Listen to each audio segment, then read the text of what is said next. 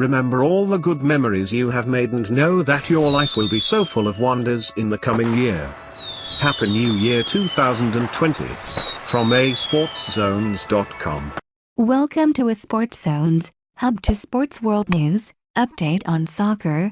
David Luiz has previous for coming back to haunt Chelsea, when the club sold him for the first time in 2014 to Paris Saint-Germain. He marked his return to Stamford Bridge the following season with a late equaliser in the second leg of their Champions League last 16 tie. The central defender's bullet header forced extra time, from where PSG would progress, and it was a similar story at the same stage of the competition in 2015-16. David Luiz played in both legs and once again PSG went through, albeit with a bit more comfort. Chelsea would re-sign him in August 2016, perhaps to stop him from hurting them. It is rarely a good idea, as Chelsea have discovered to their cost, and Frank Lampard looked as though he could see the value in treading carefully as he prepared for Sunday's derby at Arsenal, when he will come up against his one-time teammate and the player he sold in August.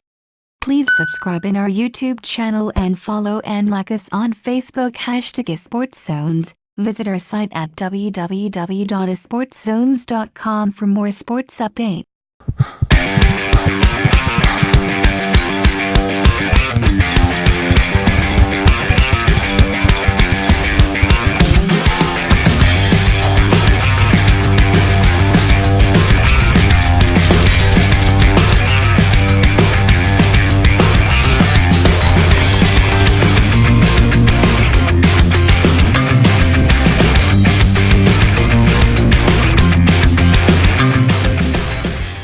As he prepared for this game, Lampard at first refused to say anything about the decision to sell David Luiz to Arsenal. "I'm not going to answer that." In the build-up to this game, the Chelsea manager said. He would later elaborate, but what was clear was the desire to avoid antagonizing David Luiz.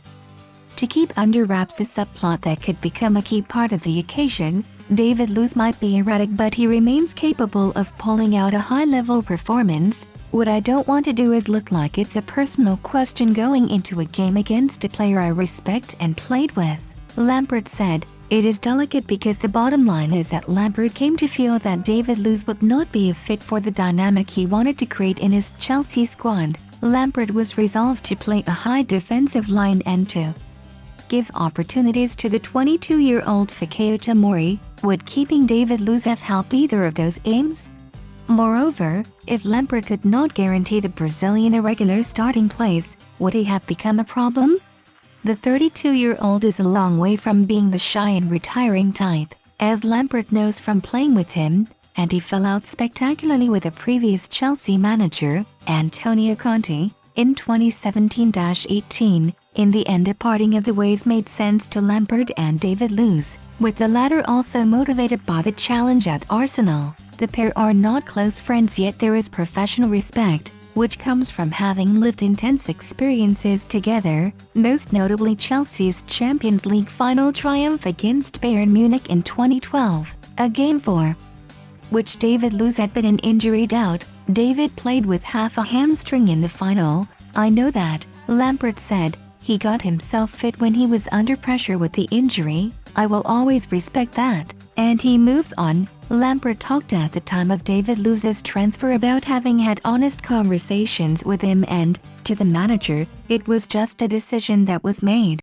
It was not intended to be a flexing of his muscles or an attempt to make an early mark at the club. "I wouldn't say I thrive on having the ultimate responsibility as the manager," Lampard said. "It's the job. I'm not a control or power freak, but if a decision needs to be made for the benefit of where we are at, that is my job." Lampard has made them before and he will make them again. The one to listen to offers in January for the out-of-favor Olivier Giroud appears to be close. "I suppose when January comes we can probably officially start talking about it more," he said. Sunday's derby pits Lampard against a manager who is even more inexperienced than him in terms of Premier League games, Mikel Arteta, who previously served as Pep Guardiola's assistant at Manchester City, took charge of Arsenal for the first time in the draw at Bournemouth on Boxing Day.